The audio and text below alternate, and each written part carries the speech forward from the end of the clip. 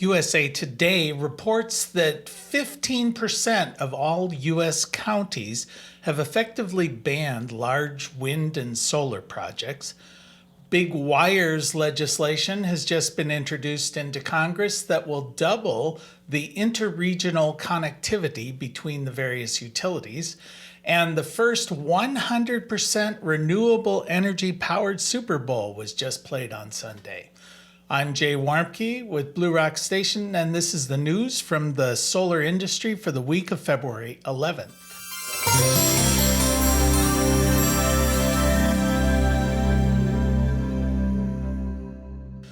All right, well, the oldest heating technologies is new again. Essentially, the idea is to take excess power and heat up bricks or rocks and then use that heat later, sort of a thermal storage process.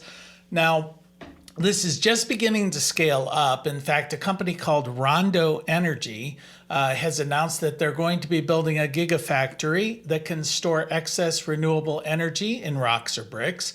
And these are stored at incredibly high temperatures, about 1,000 degrees Celsius, and they will give off this heat for 16 to 18 hours. And the process is about 90% efficient. Now, this does hold the promise to help power some industrial usage that are notoriously difficult to deal with through the intermittent supply of renewable energy, such as wind and solar. Currently, Rondo Energy has a 2 megawatt test project operating in California. They raised $80 million to build a gigawatt factory. And this factory is purported to be about 2.5 times the size of Tesla's lithium-ion battery gigawatt factory in Nevada. Big wires legislation has just been introduced into the Senate by Senator John Hickenlooper, a Democrat from Colorado, and in the House by Representative Scott Peters. He's a Democrat from California. And what this does is it requires RTOs, regional transmission operators, to double or to essentially have 30% of their peak load available for transmitting between the various RTOs, between the regional authorities. Now, currently, most of these RTOs have about half that capacity, and the purpose of this is to make a more resilient grid. The larger the grid is, the more resilient it is. If there's a problem in one area, power can be easily transmitted to the other areas. The one holdout on all of this traditionally has been Texas. The ERCOT operating company there, or the operating authority, only has about 1.2 gigawatts of inter-regional transmission capability. They would have to add an additional 12.5 gigawatts to meet this requirement. Sunday's Super Bowl played in Las Vegas at Allegiant Stadium was the first to be 100% powered through renewable energy.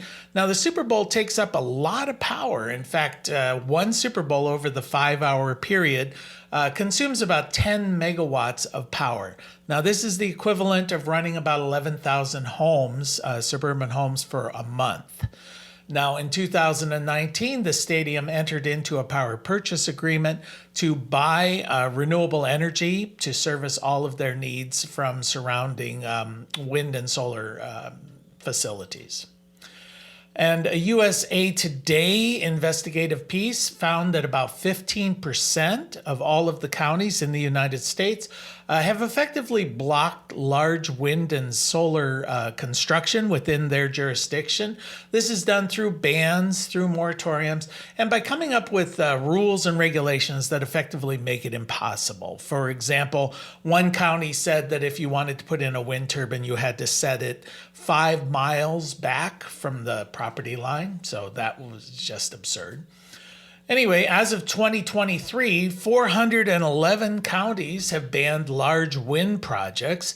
In 2009, for example, wind was banned in about 23 of the 100 counties in North Carolina. In 2014, Kentucky essentially banned large wind across the state. Vermont followed suit, similarly effectively banning wind in 2017. And in 2018, Tennessee banned wind in 91 of 95 of the counties in that state. And as far as solar is concerned, to date, about 116 counties have banned large-scale solar.